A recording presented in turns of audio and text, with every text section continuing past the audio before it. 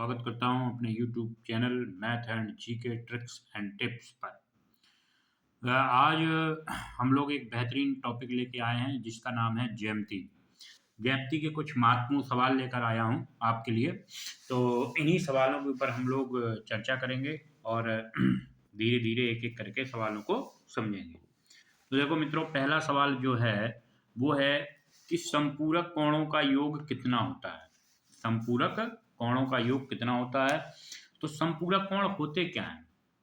तो हम कहेंगे ऐसे दो कोण जिनका योगफल 180 अंश हो। तो संपूरक कोणों का योगफल कितना हो गया? हम लोग कहेंगे 180 अंश। यानी ऐसे दो कोण जिनका योगफल 180 अंश हो। इसी श्रेणी में आपसे पूछ सकता है पूरक कोणों का योगफल कितना होता है। पूरक कोणों का योगफल कितना होता है? तो हम कहेंगे ऐसे दो कोण जिनका योगफल 90 अंश हो। सवाल आपसे कैसे पूछ सकता है? सवाल कह सकता है कि दो संपूरक कोणों में से एक कोण का मान आपका 80 अंश है, तो दूसरे कोण का मान बताइए। तो आपको पता है कि दोनों कोणों का योगफल 180 होता है। उसने हमें एक कोण का मान दे दिया है, तो हमारे दूसरे कोण का मान कितना होगा? 100 अंश। इसी प्रकार अगर पूरक में पूछ ले कि दो पूरक कोणों में से एक कोण का मान 50 अंश है, तो दूसरे कोण का मान बताइए। तो आप तुरंत ही उत्तर देंगे कितना? 40 अंश। देखिए, चलिए अगला, ये जो सवाल है इसको पढ़ लीजिए। सवाल कहता है कि किसी त्रिभुज के कोणों में 2 अनुपात 4 अनुपात 3 का अनुपात है। 2 अनुपात 4 अनुपात 3 का अनुपात है, तो सबसे बड़ा कोण कौन सा होगा? ये आपसे पूछा है कि सबसे बड़ा कोण कौन सा होगा, या सबसे बड़ा कोण कितने का होगा। ठीक, कितने अंश का होगा। तो सवाल में हमें जो अनुपात दिया है उसी को हम लोग मान के चलते हैं। सवाल में हमें अनुपात दिया है कि 2x, मान लिया हमने, अनुपात था इसलिए x लिख लिया, और प्लस 4x कर लीजिए दूसरा वाला अनुपात, प्लस 3x। हमें पता है त्रिभुज के तीनों कोणों का योगफल कितना होता है? आप कहोगे 180 अंश। त्रिभुज के तीनों कोणों का योगफल 180 अंश।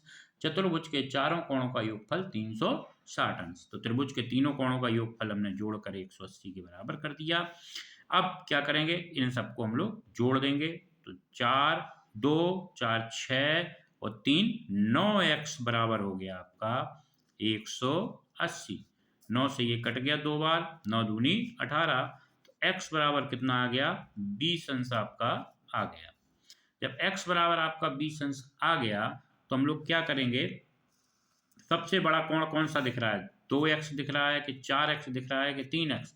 तो हम लोग कहेंगे स्वाभाविक सी बात है कि जो 4x है वो सबसे बड़ा है, इसलिए हम लोग 4x लिख देंगे और इसमें आप किसकी मान रख देंगे? x का मान रख देंगे।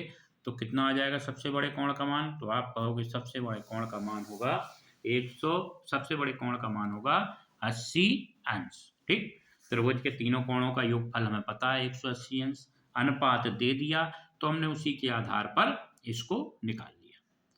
अब हमारे पास एक अगला सवाल आता है। सवाल क्या? सूत्र ही मान लीजिए, क्योंकि ये इसलिए लिखा है कि आपको परीक्षा में ये परेशान ना करे। कहता है किसी सम अष्टभुज का, ये सम अष्टभुज लिखा है। देखिए अष्टभुज क्यों लिखा है? अभी देखिए चतुर्भुज होता है, त्रिभुज होता है, पंचभुज होता है, ये क्या है? अष्टभुज। और ये पूछा भी गया किसी सम अष्टभुज के प्रत्येक अंतःकोण का मान कितना होता है। तो सम अष्टभुज के अंतःकोण का जो मान होता है, अंतःकोण का जो मान होता है, प्रत्येक अंतःकोण का जो मान होता है वो होता है 8। देखिए अष्टभुज है, अगर आप इसको सूत्र के हिसाब से रखेंगे तो n-2 इंटू 180 बटे n, ये आपका फॉर्मूला होता है। इससे क्या होगा कि आप क्या करोगे? प्रत्येक कोण का मान निकाल लोगे, ये इस फॉर्मूले के आधार पर। तो हम लोग इसमें मान रख लेते हैं। मान रखने पे क्या आएगा? मान रखने पे देखिए क्या आएगा। हम लोग 8 - 2 इंटू 180 दिख रहा है, और बटे 8। तो जब इसको हम लोग हल करेंगे तो 4 × 180 बटे 8। तो यहाँ 4 दूनी, अब देखिए काट दीजिए इसको, सॉरी यहाँ पर 6 आ जाएगा, आई एम सॉरी। तो यहाँ पर देखिए कट गया किससे? देखिए 4 से, ये 4 से काट दीजिए, 4 चौको 16, कितना आया? 2, 4 पंचे 20, यहाँ 4 दूनी 8, ये भी काट दिए 3, तो आ गया आपका 135 अंश। कितना आ गया? 135 अंश। ठीक है, थोड़ा ऊपर कर देता हूँ, कितना आ गया? 135 अंश। तो ये सिंपल सा सवाल था। हमें ये वाला सूत्र याद, मुझे मोस्टली सूत्र बताने की जरूरत थी कि ये जो सूत्र है, ये सूत्र अगर आपको याद होगा तो आप लोग आसानी से सम अष्टभुज के अंतःकोणों का मान निकाल लोगे। इस सूत्र के सहारे से आप सम पंचभुज के अंतःकोणों का मान भी निकाल सकते हो, सम षटभुज के कोणों का मान निकाल सकते हो, सम षष्ठभुज के कोणों का मान निकाल सकते हो, सम नौभुज के कोणों का मान निकाल सकते हो, सम दसभुज के कोणों का मान निकाल सकते हो। मतलब जितनी भी आपको भुजाएं बढ़ा कर देते आप सबका मान आसानी से निकाल सकते हो। सूत्र क्या है? n-2 इंटू 100 इंटू 180 बटे n, ये आपका सूत्र। अगला जो सवाल बनता है आपका, सवाल कहता है अगला सवाल कहता है कि समकोण त्रिभुज ए बी सी में यदि कोण B बराबर 90 अंश, तो कोण B यानी कि समकोण त्रिभुज का कोण बना लिया इनने, ये वाला कोण B बन गया कितने का? 90 अंश का। कोण B कहता है 90 अंश, और AC बराबर, अब देखिए ये B हो गया, ये A होगा और ये C होगा। तो जो AC दिया है ये दिया है 10 सेंटीमीटर और BC बराबर दिया है 8 सेंटीमीटर, ये दे दिया।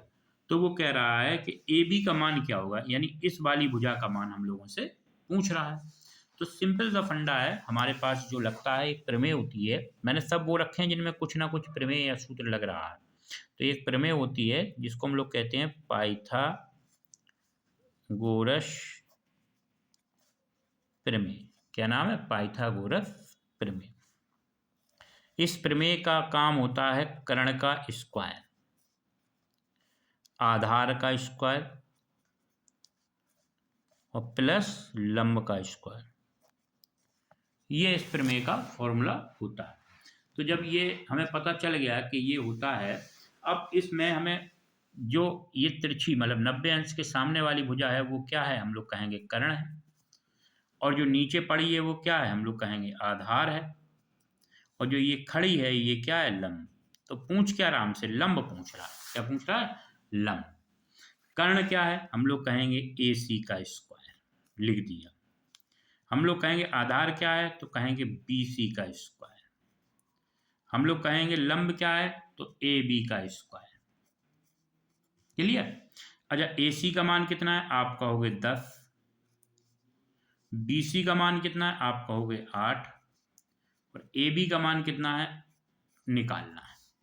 10 का स्क्वायर आप कहोगे होता है 100, इधर आया 8 तो माइनस 64, क्योंकि 8 का स्क्वायर 64, और AB और जो स्क्वायर इधर आया तो किसमें हो गया, अंडर रूट में। ठीक, तो यहां पर देखिए क्या हो जाएगा, आप कहोगे 100 माइनस 64 का मान जो होता है वो होता है 36। तो AB बराबर आ गया आपका, AB बराबर आ गया आपका 36 का क्या होता है, 6। ठीक, तो AB का जो मान निकला वो कितना निकला आपका, 6 सेंटीमीटर। कितना निकला? 6 सेंटीमीटर। क्लियर? कितना इजी सवाल था। मात्र हमें पाइथागोरस प्रमेय अगर याद हो और हमें यह पता हो समकोण त्रिभुज में आधार क्या होता है, लंब क्या होता है, तो हम सवाल को बड़ी आसानी के साथ लगा सकते हैं। क्लियर? अब आगे देखते हैं हम लोग अगला सवाल। अगला सवाल क्या कहता है, पढ़ते हैं। ठीक, अगला सवाल कहता है हमसे कि किसी वृत्त के केंद्र O से जीवा AB पर खींचा गया लंब OC बराबर 8 सेंटीमीटर है।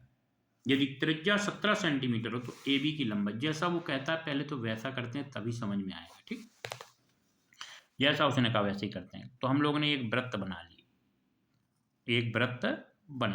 ठीक, थोड़ा इधर करते हैं। ठीक, वृत्त बन गया। अब उसने हमसे कहा कि ये जो वृत्त बना है इसका एक केंद्र है। ठीक है, केंद्र है, कोई एक जीवा है यहाँ पर, ठीक है, जिसका नाम AB है। जो जीवा है वो AB दे रहा है। देखिए ये लिखिए, देखिए ये जीवा AB पर, ठीक है, तो जीवा AB पर क्या कहता है कि खींचा गया लंब तो केंद्र से खींचा गया, तो हमने केंद्र बिंदु से एक लंब डाल दिया। अब यहाँ पर एक प्रमेय पता होनी चाहिए हमें। केंद्र से जीवा पर डाला गया लंब जीवा को दो भागों में विभाजित करता है। फिर से सुनिए, केंद्र से जीवा पर डाला गया लंब जीवा को दो भागों में विभाजित करता है। अगर कोई बिंदु हम यहाँ पर C मान लेते हैं, तो ये मानना कि AC और CB आपस में क्या होंगे, बराबर होंगे। क्यों? केंद्र से जीवा पर डाला गया लंब जीवा को दो भागों में विभाजित करता है। क्लियर? अब हमने क्या किया कि उसने हमसे कहा कि जो त्रिज्या है वो 17 सेंटीमीटर है, तो हमने यहाँ पर त्रिज्या बना दी। त्रिज्या कितनी हो गई, 17 सेंटीमीटर, और लंब कितना हो गया, 8 सेंटीमीटर। इसको केंद्र को मान लिया O। दिया, ये मान क्या लिया। अब अभी इसके पहले हम लोग पाइथागोरस प्रमेय पढ़ के आए हैं, जस्ट इसके पहले वाले सवाल में। ये देखिए लंब डला है तो ये 90 अंश का कोण हो गया, और 90 अंश के कोण के सामने वाली भुजा क्या कहलाती है, कर्ण। कर्ण दिया है, लंब दिया है, आधार निकालना है। आधार का मतलब हमें AC निकालना है, ठीक है, जो दिया है A और C। तो AC बराबर हम डायरेक्ट लिखते हैं इसमें √ OA का स्क्वायर माइनस OC का स्क्वायर। ठीक, देखिए कर्ण का स्क्वायर माइनस लंब का स्क्वायर। तो देखिए OA इसका मान है 17 का स्क्वायर और इसका मान है 8 का स्क्वायर। ठीक, और इसको जब हल किया तो 17 का आपको पता ही है स्क्वायर क्या होता है, 289, और 8 का भी पता है आपको कितना होता है, 64। घटाया हमने तो 9 में ये 5 आ गया, यहाँ पर 2 आ गया और ये 2। ये किसका स्क्वायर है, तो आप कहोगे ये जो स्क्वायर है ये आया 15 का। अरे सॉरी, √ लगा दिया, √ के बाहर आया तो कितना आया, 15। तो जो हमारी भुजा आ गई कौन सी, AC का मान आ गया कितना, हमारा AC का मान आ गया 15 सेंटीमीटर। हमें निकालना है AB का। अभी हमने कहा कि केंद्र से किसी भी जीवा पर डाला गया लंब उसको दो बराबर भागों में बांटता है, तो AB का मान 2AC के बराबर होगा। तो 2 × 15, तो 15 दूनी कितना हो गया, 30। तो जीवा AC का मान कितना आ जाएगा, 30 सेंटीमीटर आ जाएगा। जीवा AC का मान कितना आ जाएगा, 30 सेंटीमीटर आ जाएगा। क्लियर? सवाल बिल्कुल सरल था। पाइथागोरस प्रमेय का प्रयोग किया, जस्ट इसके पहले पढ़ी जो हमने, और किसका प्रयोग किया हम लोगों ने, स्क्वायर, जो हम कहते हैं हमेशा स्क्वायर और क्यूब आपको याद होने चाहिए। समझ रहे हैं? तो ये, और इसके बाद एक प्रमेय जो मैं बार बार दोहरा रहा हूं, याद होनी चाहिए, केंद्र से जीवा पर डाला गया लंब जीवा को दो बराबर भागों में विभाजित करता है। ठीक, अगला सवाल क्या है, देखो जरा, बैलेंस बनाते हैं, जगह उतनी ही है। आ गया पूरा? हाँ, देखिए सवाल क्या है। सवाल कहता है एक अर्धवृत्त में व्यास AOC, अर्धवृत्त है तो अर्धवृत्त का व्यास AOC, पहले पढ़ लेते हैं। AOC बना है, मतलब अर्धवृत्त का व्यास है AOC, बिंदु B वृत्त पर है, मतलब कहीं पर भी वृत्त पर है, तथा BAC 40 अंश है, यानी ये कोण है उसी वृत्त पर BAC जो 40 अंश है। तो BAC का मान बताइए, उसका BCA का मान बताइए। BAC दिया है, अब देखिए चित्र बनाएंगे तो बिल्कुल समझ में आ जाएगा। मैं इसको थोड़ा ऊपर कर दूं जिससे तुम लोग समझ में आ जाए। ठीक, क्लियर? अब देखो चित्र बनाते हैं। उसने कहा अर्धवृत्त मैंने बना लिया, एक AC और O, उसने यही तो कहा था, केंद्र O और ये अर्धवृत्त हो गया, और हमने इस पर ऐसे अपना कलाकृति, अरे देखो टेढ़ा हो गया, कलाकृति थोड़ी गड़बड़ होगी, कलाकृति खींच दी। ठीक, अब इस वृत्त पर यानी इसकी जीवा पर कोई बिंदु B है, तो हमने एक बिंदु B मान लिया यहाँ पर, ये B है, इसको आपस में मिला दिया। ठीक, और कह रहा है देखिए BAC, देखो ये कह रहा है BAC, तो BAC ये वाला कोण हमें कितने अंश का दे दिया, वो कह रहा है ये 40 अंश का है। तो कौन सा निकालना है हमें, वो कह रहा है BCA, ये वाला हमसे कह रहा है कि निकालिए। कौन सा, ये वाला। अब देखो कैसे आएगा, जब त्रिभुज के दो कोण पता हो, क्योंकि त्रिभुज के तीनों कोणों का योगफल होता है 180 अंश। त्रिभुज के तीनों कोणों का योगफल कितना होता है, 180 अंश। अब हमें ये भी पता नहीं है, ये भी, तो इसमें भी एक प्रमेय लगती है। क्या प्रमेय लगती है, कि अर्धवृत्त पर बना प्रत्येक कोण 90 अंश का होता है। क्या प्रमेय बनी, कि अर्धवृत्त पर बना प्रत्येक कोण 90 अंश का होता है। बड़े सुनिए, मैं लिखे दे रहा हूं, अर्ध वृत्त पर बना प्रत्येक कोण 90 अंश का होता है। ठीक, ये प्रमेय क्या है कि अर्धवृत्त पर बना प्रत्येक कोण 90 अंश का होता है। अब इस प्रमेय के अकॉर्डिंग ये वाला कोण कितने अंश का होना चाहिए? हम लोग कहेंगे ये वाला कोण कितने अंश का होना चाहिए? 90 का।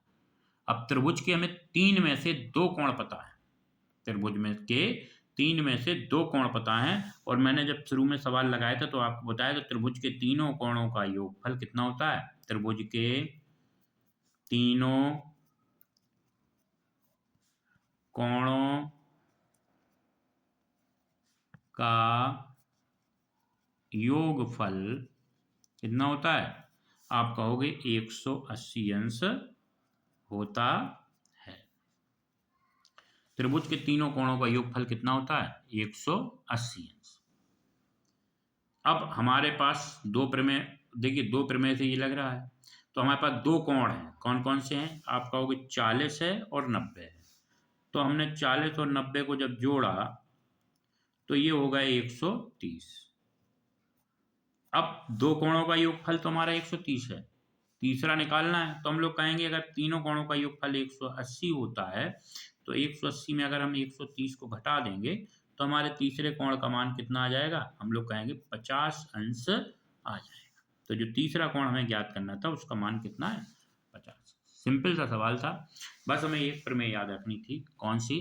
कि अर्धवृत्त पर बना प्रत्येक कोण कितने अंश का होता है? 90 अंश का होता है। ठीक, चलिए अगला सवाल। हाँ, आ गया पूरा सवाल। अब कह रहा है दी गई आकृति में, तो मैंने आकृति नहीं बनाई, आकृति मैंने कहा आपके सामने ही बनाऊंगा।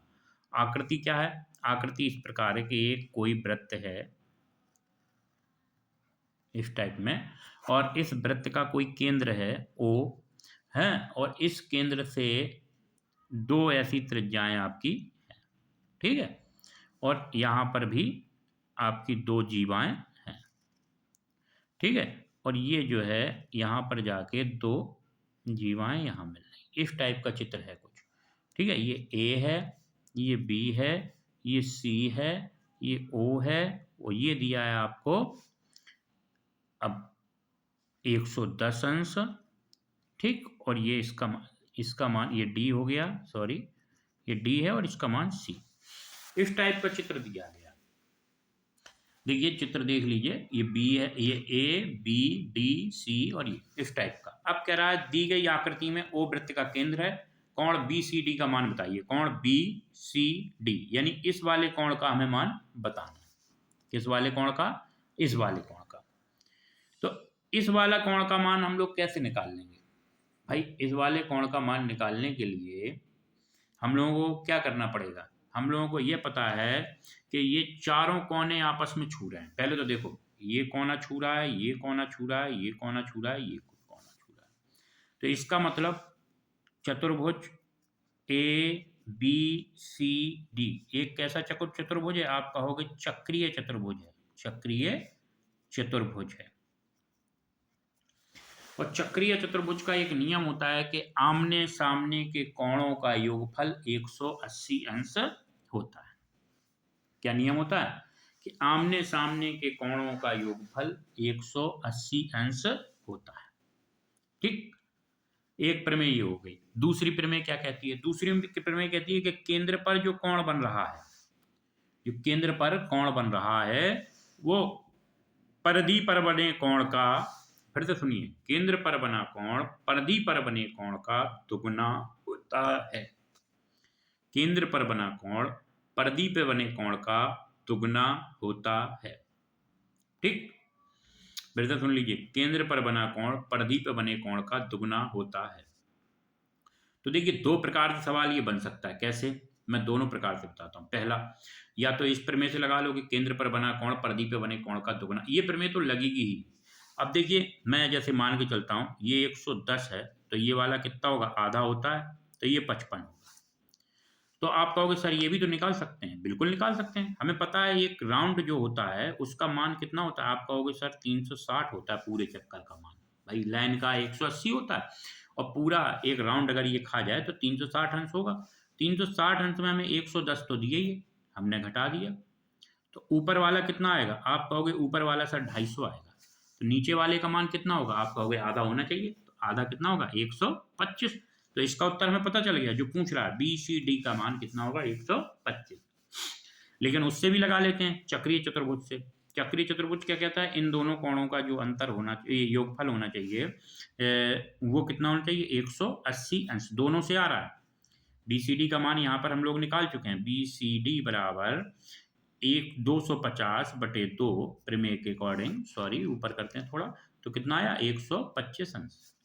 दूसरा तरीका जो चक्रीय चतुर्भुज वाला है, चक्रीय चतुर्भुज कहता है कि बी सी डी बराबर 180 माइनस 55। क्यों, क्योंकि इसके सभी कोणों का योगफल, सामने के कोणों का योगफल 180 अंश होता है। किसका, चक्रीय चतुर्भुज। चक्रीय चतुर्भुज किसे कहते हैं, जो किसी वृत्त की परिधि के चारों कोणों को, वृत्त की परिधि से उसके चारों कोने छूते हैं, वो चक्रीय चतुर्भुज होता है। तो जब घटाएंगे तो इसका मान भी कितना आएगा 125 अंश। तो किसी से भी लगा लीजिए, केंद्र पर बना कोण परिधि पे बने कोण का, केंद्र पे बना कोण परिधि बने कोण का दुगना होता है। मैंने इसमें 4 से 5 प्रमेय, आपको 6 प्रमेय बताई हैं। तो मुझे आशा है कि आपको वीडियो समझ में आया होगा और आप इसको घर पर अच्छे से प्रैक्टिस करेंगे। और कल भी कुछ बेहतरीन वीडियो के साथ मैं आपको मिलूँगा। और जय हिंद, जय भारत, जय श्री राम। अगर वीडियो अच्छा लगा हो तो दोस्तों के साथ शेयर अवश्य करें, लाइक करें, चैनल पर नए हों तो सब्सक्राइब करें, जिससे आपके लिए नए-नए वीडियो बनाने का साहस मिलता रहे। जय श्री राम।